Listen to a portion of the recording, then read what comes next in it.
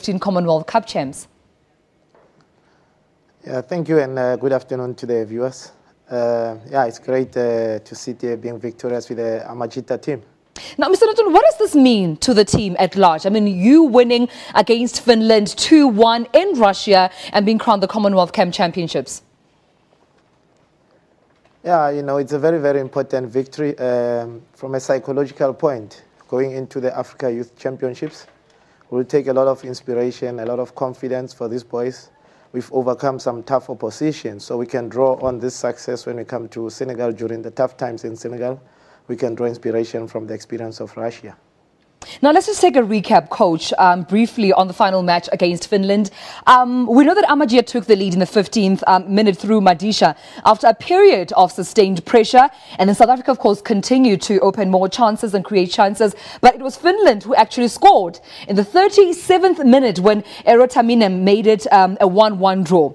And then again, we had the likes of Pule Marisane, who put South Africa ahead in the 77th minute. And just when Finland thought they had equalized with South Africa in the 88th minute, is then, Coach, that the referee had ruled it out and it was taken as an indirect, free kick. What was going through your mind during that game against Finland? The funny story is, during the quarterfinals, we kind of warmed up with the Swedish technical team. We had the tea together after dinner, and we had this desire to want to play against each other in the afternoon in the finals. So a very tactical, very highly competitive game in the final, as you indicated, indeed, and very emotional in many aspects. That tactically, they switched their game before they scored the goal, and they had a very good midfielder, the number 7 player, who we managed to neutralize until they changed his position, brought him a little bit inside, and our boys took time to adjust to that tactical adjustment from Finland, and we got punished from there. So going in the change room, we realigned, readjusted ourselves, and we emphasized that let's keep the ball down and play our normal game. And we managed to get the winning goal through Marisane Pule. Very brilliant goal from a cross. And the moral of that story behind the cross is that the Swedish coaches, while we were having tea, they observed that we're not a team that crosses a lot. So going into the final, then we encouraged the boys to bring more crosses into the box as an element of surprise. So the rest is history, as they say. Yes, and the rules are the rules. When you score directly from an indirect free kick, the ref must act. And we are happy that the goalkeeper was smart enough not to want to save the ball, because if he had touched the ball, it would have stood as an equalizer.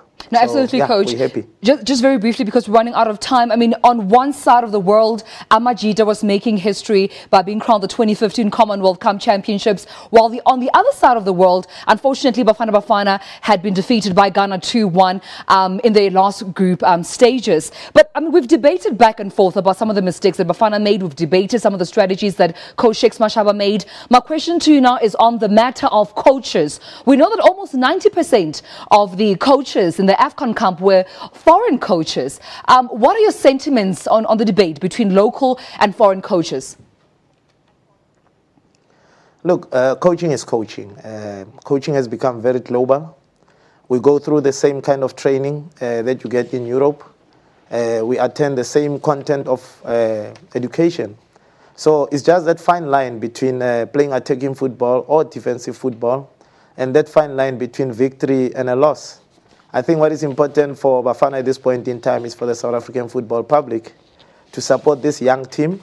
Remember, SAFA is a vision 2022, and it starts with this current young Bafana side. If you observe, we started with a young team, and the coach brought on a little bit more experience towards the end.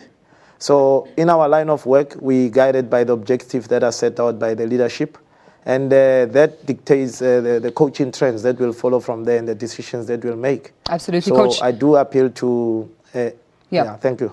No, Coach, just my last question to you. Sorry for interrupting you there because we're pressed for time. But very briefly, I know that the Amajita are preparing for the African Youth Championships, which will start in Senegal next month. And also the FIFA Under-20 World Cup ticket, which is another big ticket that I'm sure you are aspiring for. Are we fit? Are we prepared? Are we ready for those tournaments?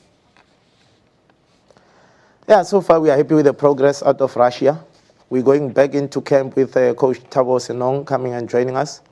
And we're pushing to qualify for the World Cup Championships.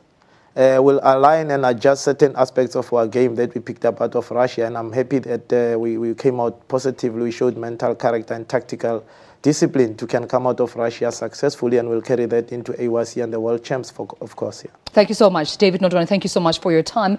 David Notwane is the interim coach for Amajita. As you know, they're newly crowned as the Commonwealth Cup champions, which was held, of course, in Russia.